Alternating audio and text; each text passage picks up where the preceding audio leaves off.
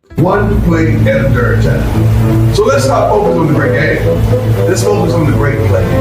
Let's play with passion, let's play with love, let's play with responsibility, let's play with respect for one another. How you feel? How you feel? Morning. I don't want you to focus on, because if I ask you right now, do you want to have a great game? All y'all gonna say yes, right? I want you to focus on, I want to have a great play. I want to have a great play. Then the next play, I want to have. We are back with Inside the Locker Room. And look, I told y'all to the ones watching, I said that when the offseason came rolling around, me and Michael would start to get this wrapped up. We got Nate back with us on the show today. Nate, how you doing, man? Doing well. I told you I've been waiting to get back on the episode for quite a while now, and man, the end of the season for Grambling, but it's not the end. It's not the end of Inside the Locker Room, so we're here. Yeah. Yes. And then look, it's more football. You know, we still got the SWAC championship and the Celebration Bowl, so we will be talking about that later. But today we do have a very special guest, and you know, we're thankful for having him on because me and Michael have said we're trying to get more of these HBCU athletes on there to get one, their names out there, and two, just for more exposure in the HBCU community in general. But Texas Southern wide receiver Trenton Leary joins the show today. How you doing, man? Doing good. How y'all doing? Good. And we're happy to have you on. It's been a time coming. You know, we've been planning this out, and we're finally happy to have you on. But to start this off, Michael, I know you've had some questions just brewing that you've been waiting to ask. What's your first one? Yeah. First of all, Trent, man, it is a pleasure to have you on this HBCU segment with me and Deuce, and not only but Nate himself. But I'm just gonna go on straight to it, man, because I don't want to take too much of your time. But my first question is, man, what were some of the biggest improvements to the team made from the start of the season to the end? In the start of the season, we was really focusing on just coming together and playing all 4 quarters, executing all of our phases of the game. And closer to the end of the season, when we got midway through, we became more of a team, more of a brotherhood. We understood what we were playing for and that it was something bigger that we was trying to do here at Texas Southern. So the thing that got better, I could say, would probably be our brotherhood and our ability to play throughout the whole game. And you know, I'm gonna say, like, I agree with that because you know this was one of y'all's first winning seasons in a couple of years, and that's really huge on that. And I just like what I want to ask you is like the coach philosophy. What was just taught to y'all? What was taught in the locker room? Like this, what we need to get done because y'all have had some pretty comeback wins that you know against Southern, against Graham. So some wins that went y'all's way that you know weren't supposed to go y'all's way. So it's been an improvement that you know even next season that Texas Southern can build off of, but it starts with the locker room. So just what was said in that locker room? In the locker room, it was really just a mindset thing. We knew we had to do our 111th. We all had to do our job. We couldn't go out there trying to be able to do everybody else's job and try to win the game. So we had to do our job in the locker room. It was start fast, finish strong. If we start slow at the end of the game, we still got to finish strong. So everything that happened, it happened for a reason, but nothing that we came out and did in games that we came back and won was never supposed to be us coming back. We should have came out fast and did what we were supposed to do. That's valid. Nate, I know you've been waiting on this. I'm respectful for everybody I talk to, Trent. So I'm gonna call you Mr. Larry myself. But appreciate it. I wanted to first off saying congratulations on your dub against us on homecoming because that was the one that stung out of all of them. So congratulations first off, and being able, I commentate the games as a color commentator for the Grambling Sports Radio Network. So being able to see you live in action, of course, the stats only tell one thing.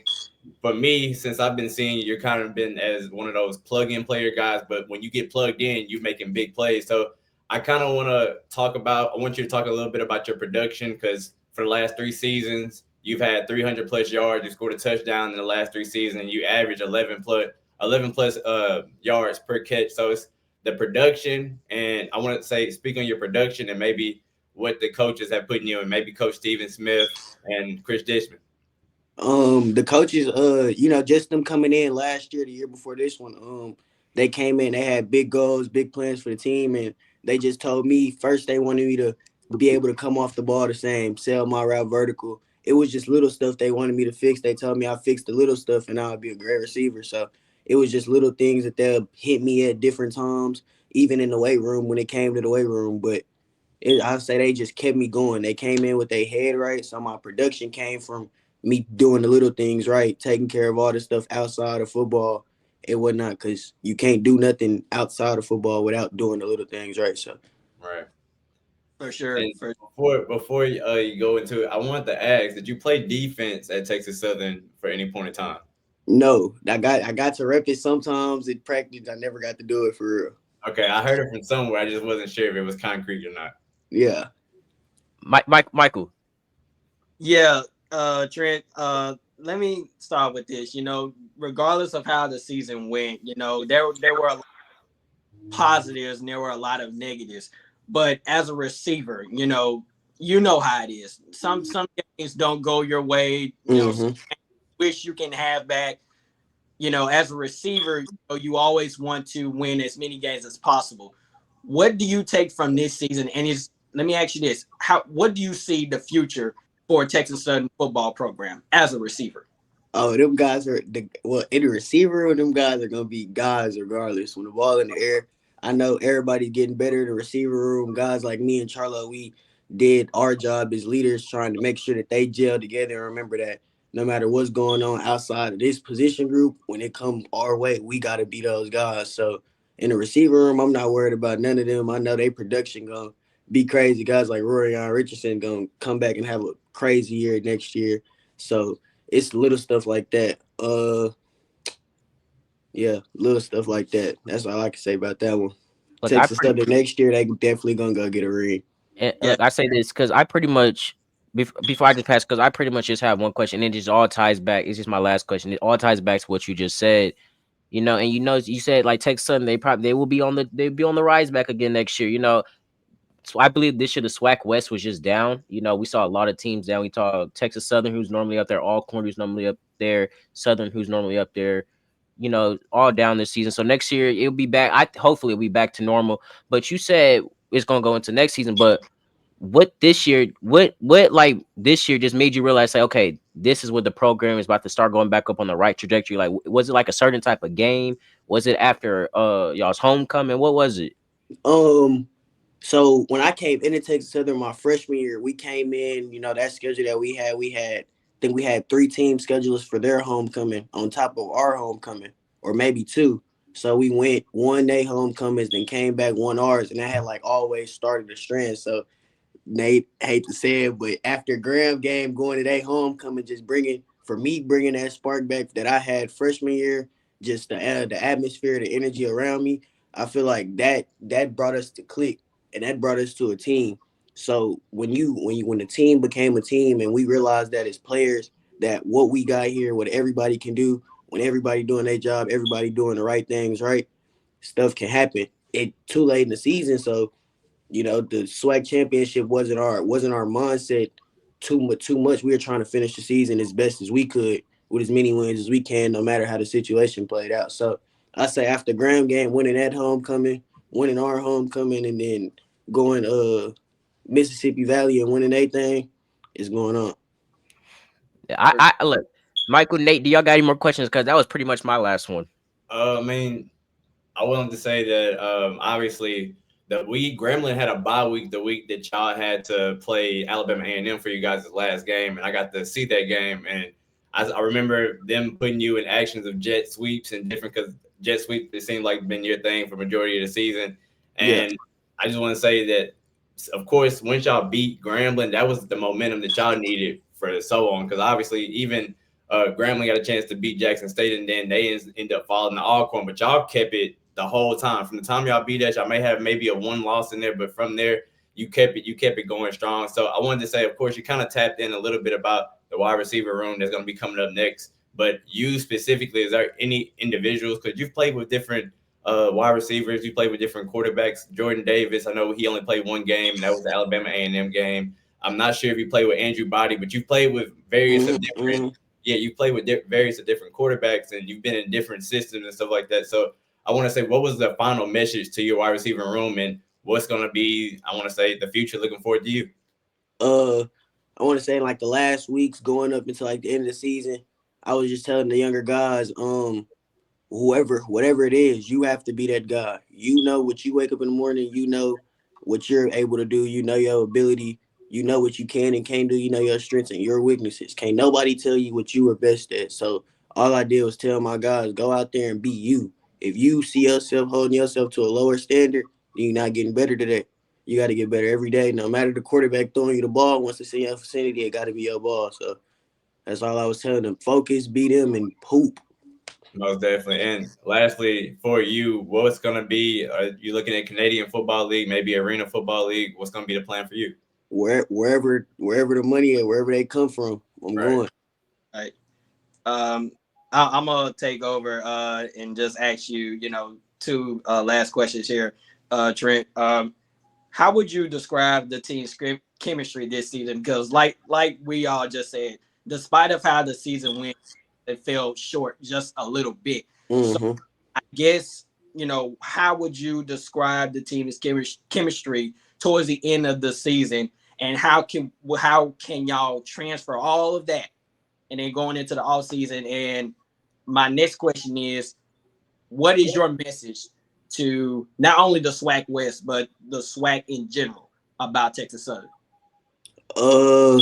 Going into next season, my message would be stay sturdy.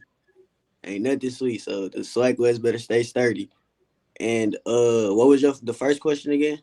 The team's chemistry. How would you describe? Yeah. It's out the roof. The coaches do a good job of keeping the same quotes, the same slogans, keeping the same thing in the air, so players buy into the program and whatnot.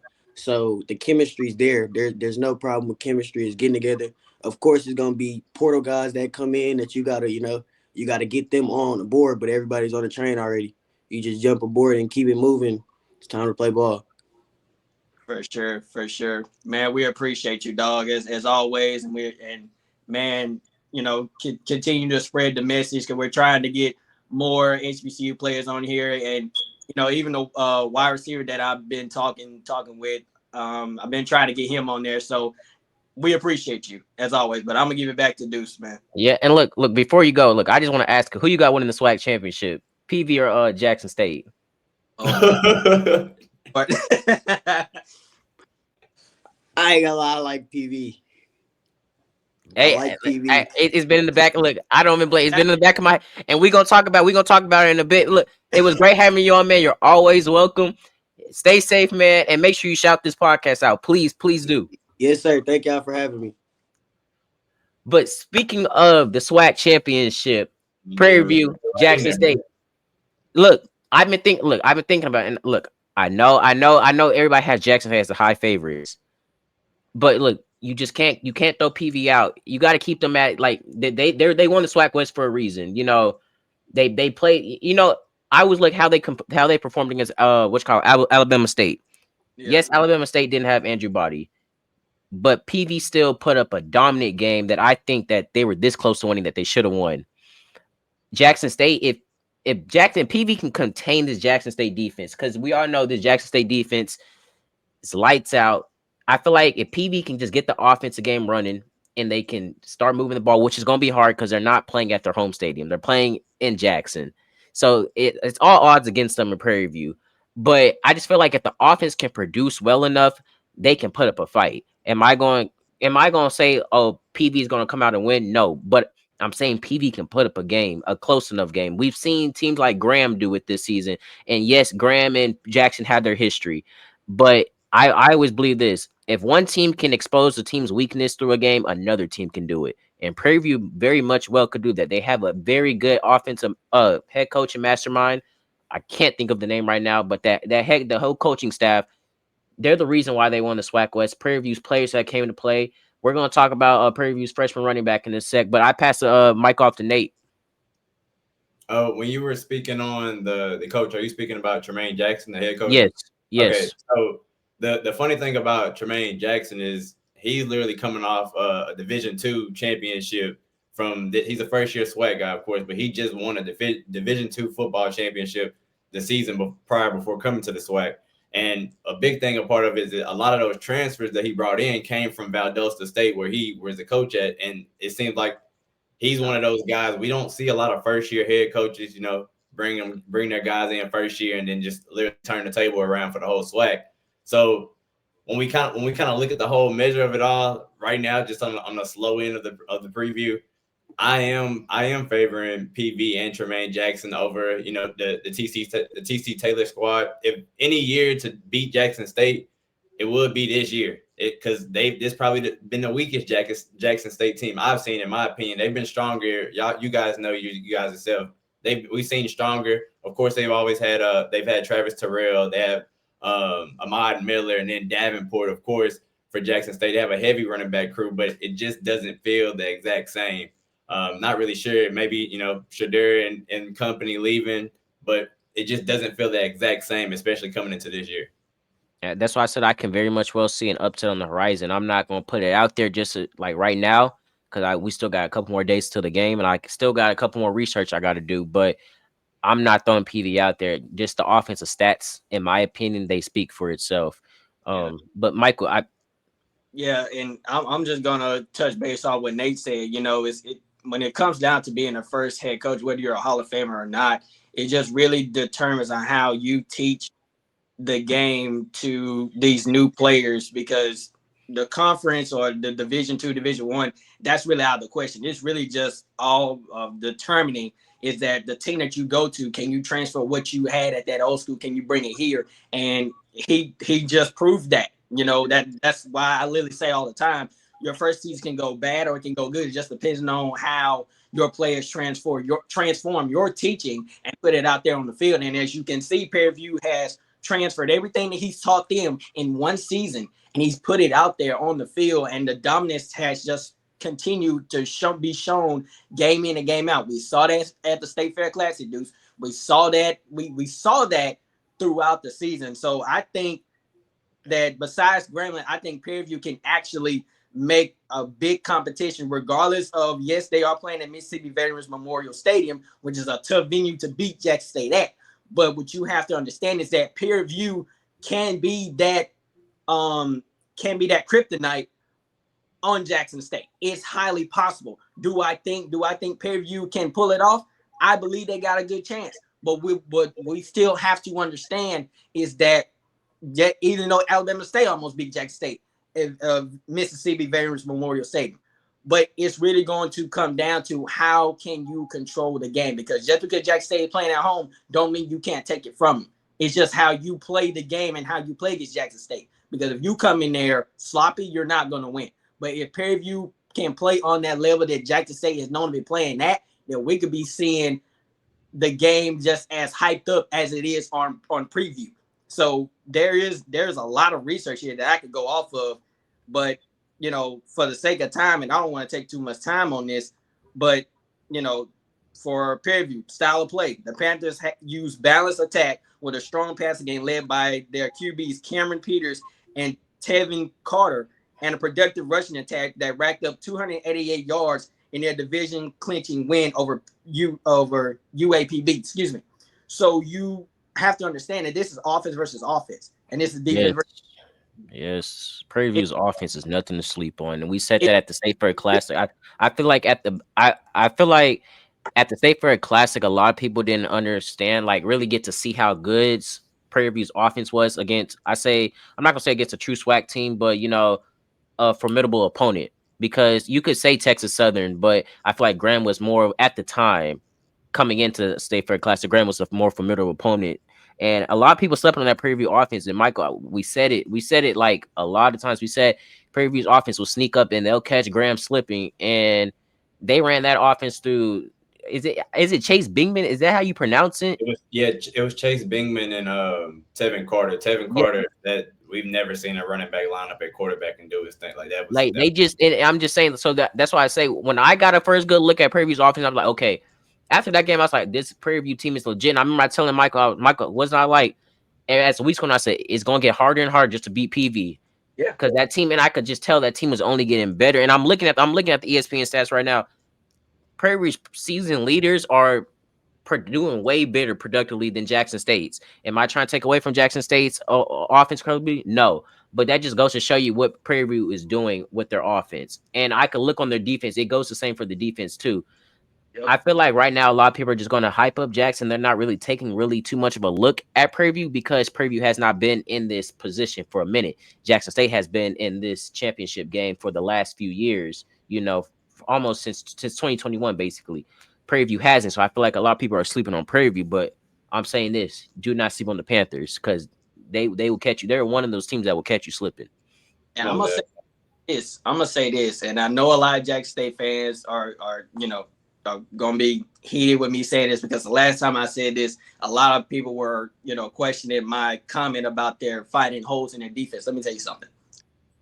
Let's keep it real right now. Do Jackson State have a dominant defense? Absolutely, without the benefit of the doubt. Do Jackson State have a great defensive line? Without a doubt. Do Jackson State have a great secondary? Without a doubt. But in reality, let's be real right now. It is not hard to find ways to get creative against Jackson State defense. Grambling proved it. I mean, there are many other teams that have proved that you can have a dominant defense, but when you have a tough offense like Prairie View, you're gonna find ways to get down the field. It's not hard. It's not rocket science. And I understand. Yes, Jackson State fans, y'all do have a great defense. I'm not saying you don't. But what I'm saying is that Prairie View has that offense to find ways to get through your defense, whether you blitz, whether you play coverage, cover 2, cover 3, it doesn't matter. The point is that Prairie View has the receivers, they got the running backs, they got the quarterbacks. So it doesn't really matter on where you're playing at. I can understand y'all playing at home, and I give y'all great for that. But the key matchup here, and I wrote this down, a critical aspect of the game will be battling between Jackson State explosive offense led by Morgan himself. And here it is, Prairie View A&M's defense. Let's not forget, Prairie View has a great defense as well.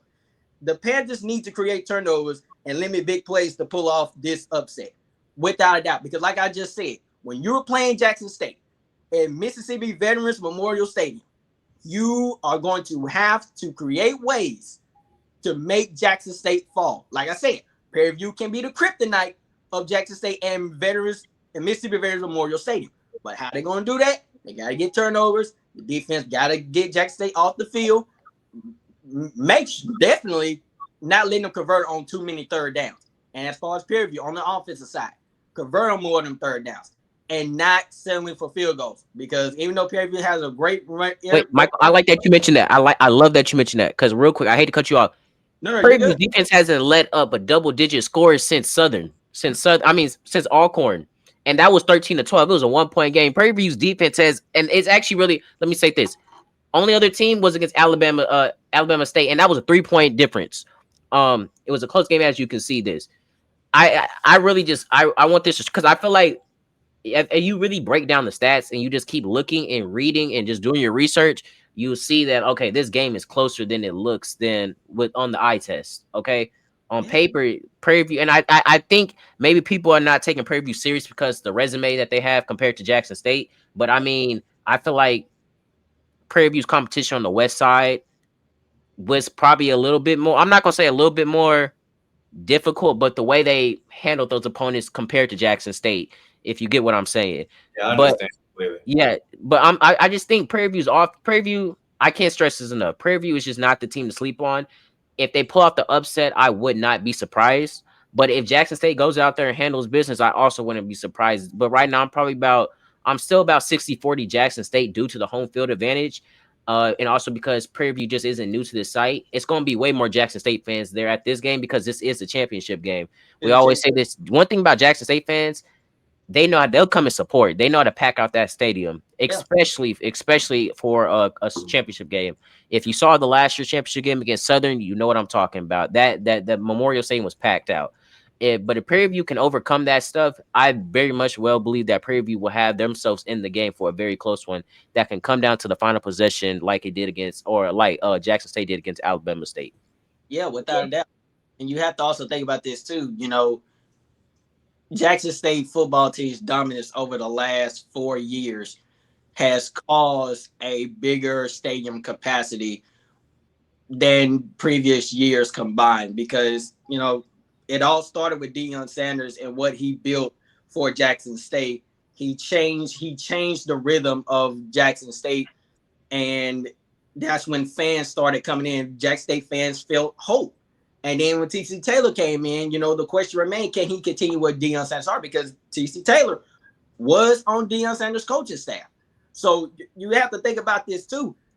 TC Taylor, he continued on that legacy, and Jackson State fans, they have hope. They have faith in their team, because how can you not when your team has literally been representing the SWAC championship almost for the back-to-back consecutive years? You have no choice but to come up. So I'm not surprised of the capacity of Mississippi Veterans Memorial Stadium. And actually, if you think about it, it's good for HBCUs, because if you look at these big schools, they get televised conference games. So when you look at games like Jackson State or Alabama State, it's good for the culture, because the more fans you get, the more the HBCUs are going to skyrocket, because it's not just on this podcast, it's what happens out there on the field. But let me also add this last thing, and I'm going to give it to you, Nate.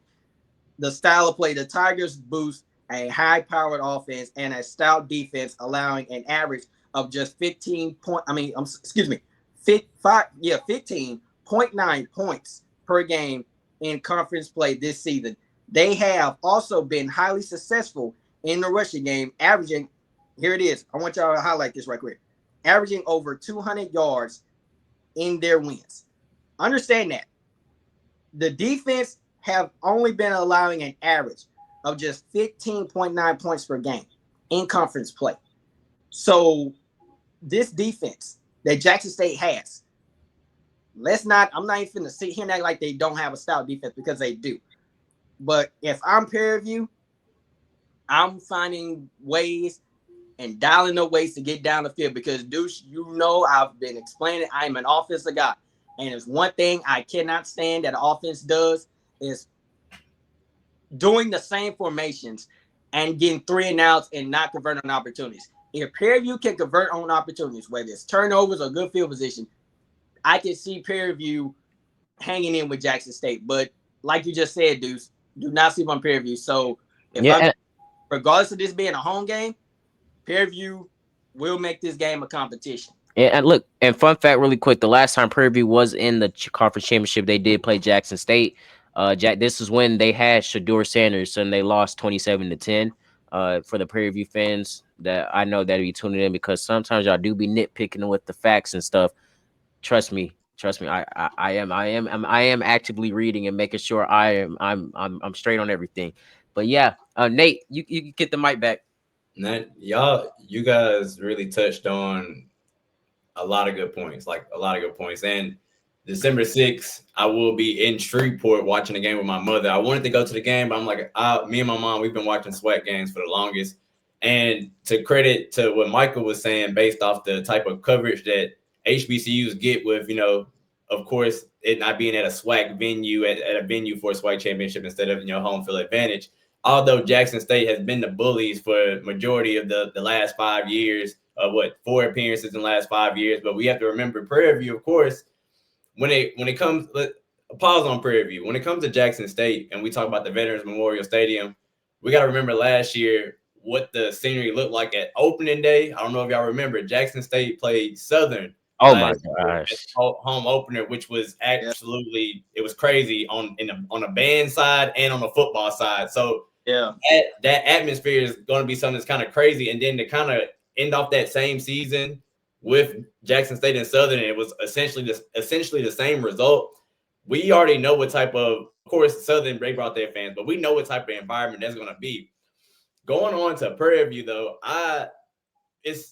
like I said when we first started this, you don't have a lot of first head coaches that come into SWAC and they just run through it like Coach Tremaine Jackson's been doing. He's found ways, credit to you, Deuce, he's found ways to win ugly.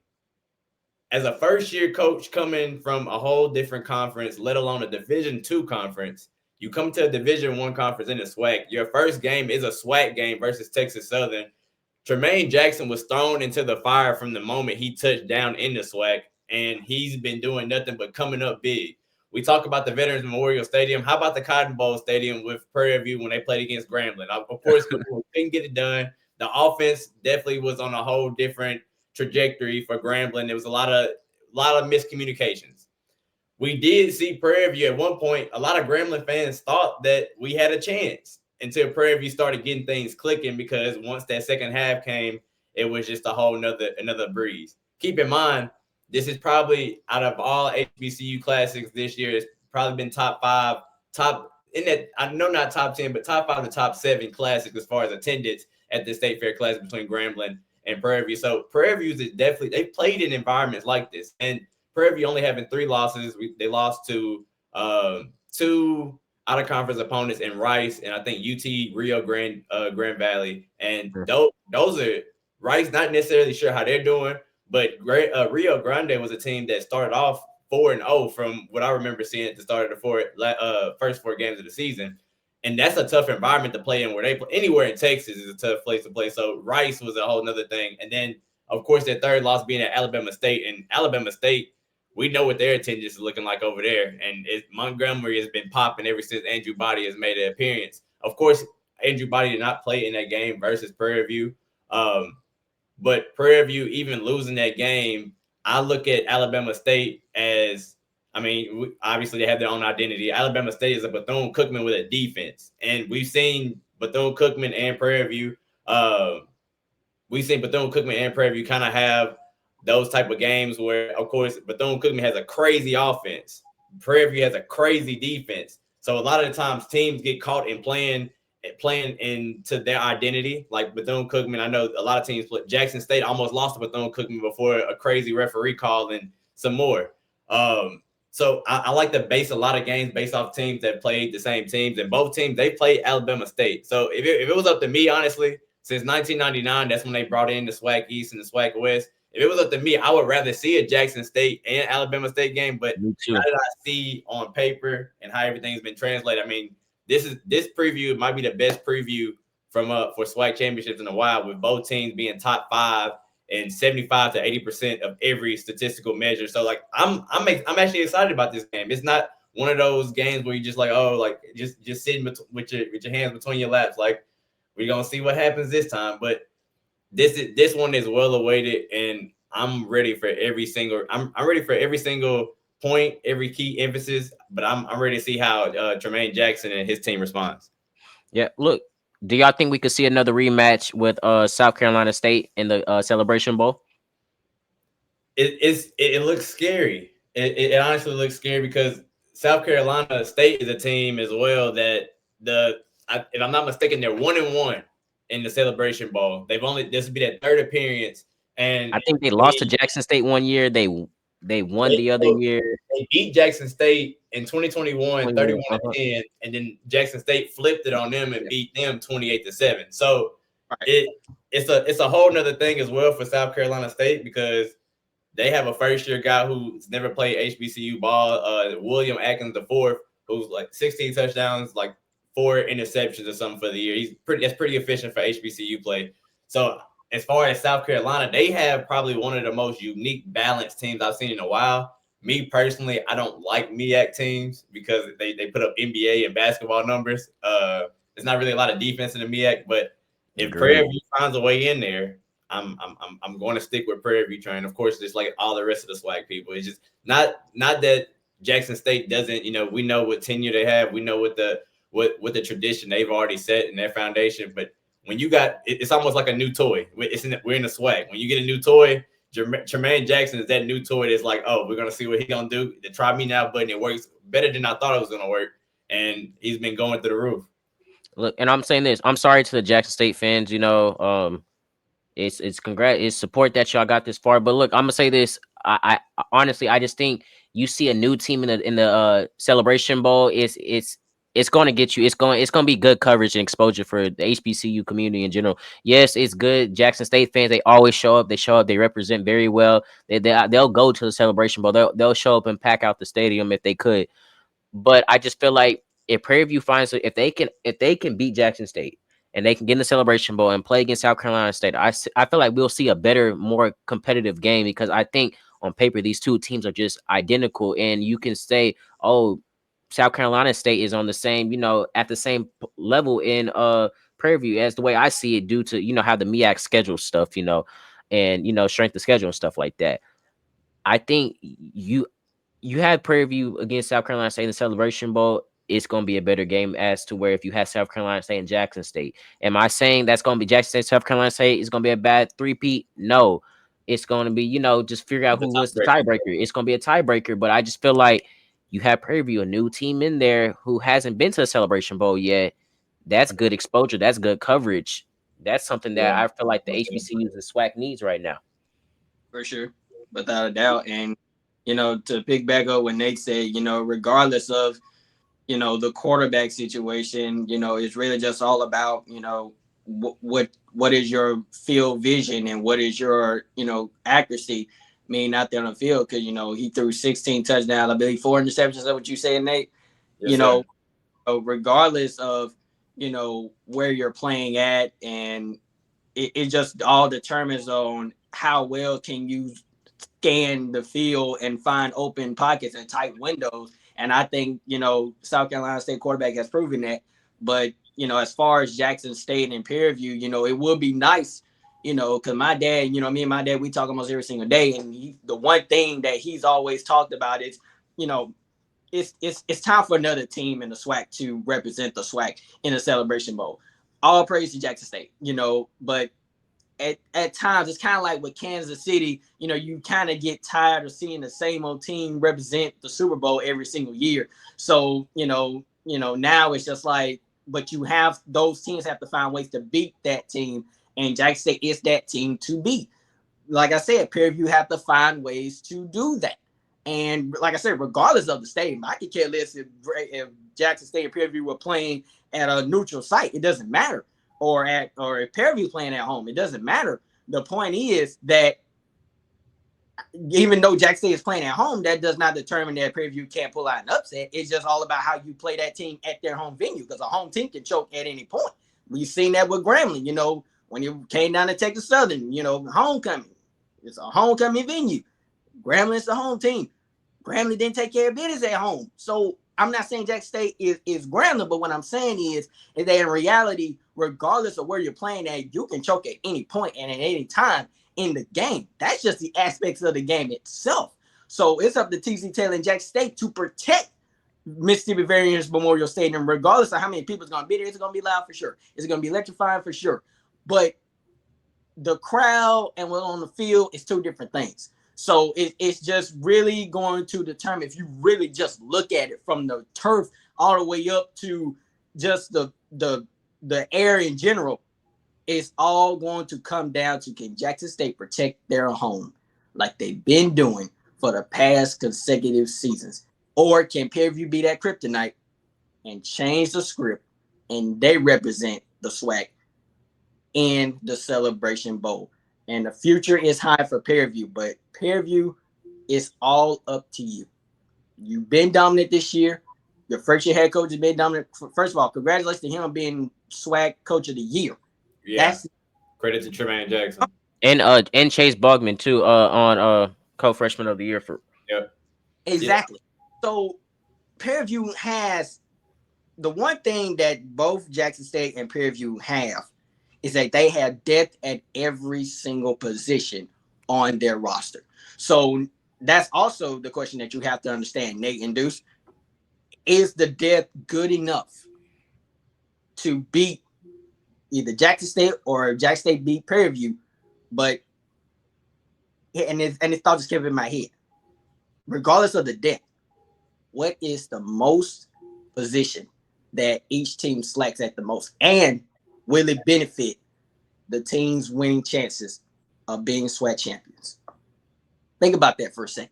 Because you can have depth at every position, but then you can have a hole somewhere that, oh man, even though we have about 2 good players, but the rest of the roster, it's not that good.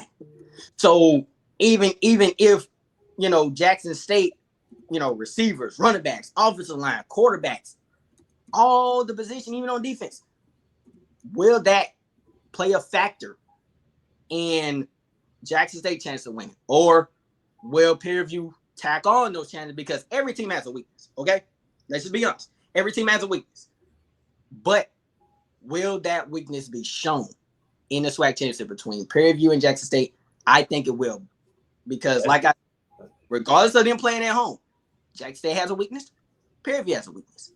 But which weakness is going to really benefit him and win the SWAC championship? Think about it. Just think about it for I kind of already know it, Michael. It's a based off what I've seen, based off the pros and cons, of course. Jackson State, when it comes to their DBs, they're just keep it honest. Since Jackson State has made this premier return and flipping the table in the 2020s, we can kind of say that their defensive line and their linebackers have been the main core as far as they've had players go onto the league and get practice squad signings, and it's a one guy who went to the forget his name.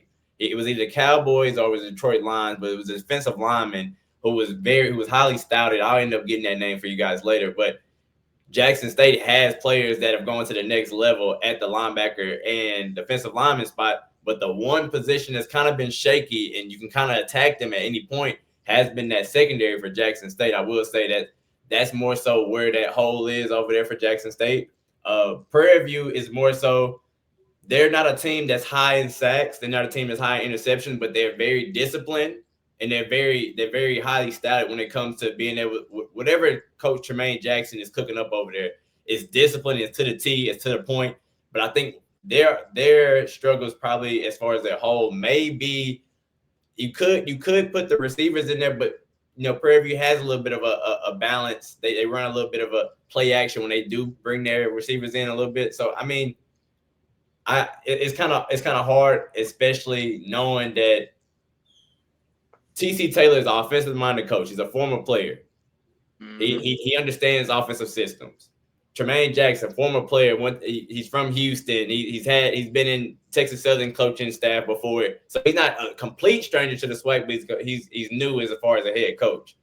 Right. Tremaine Jackson throwing out his defense versus TC Taylor's offense. They both cannot control. I mean, other than game managing situations, they both cannot control what's going on between their offense. Tremaine Jackson's offense and the receivers, and TC Taylor's defensive backs and the defense.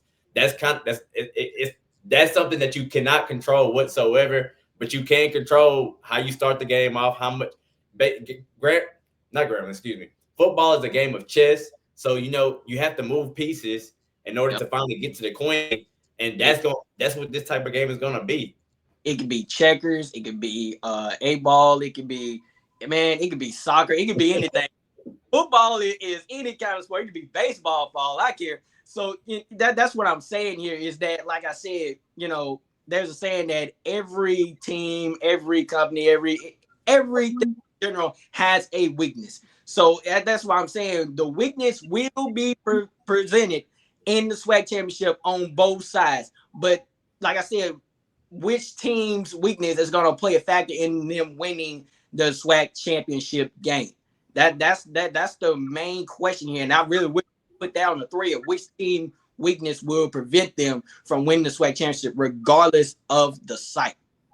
And I say this because sometimes I always look back. I do miss when the SWAC championship had a venue because sometimes I miss when the game was back up in Houston, but I mean. Yeah.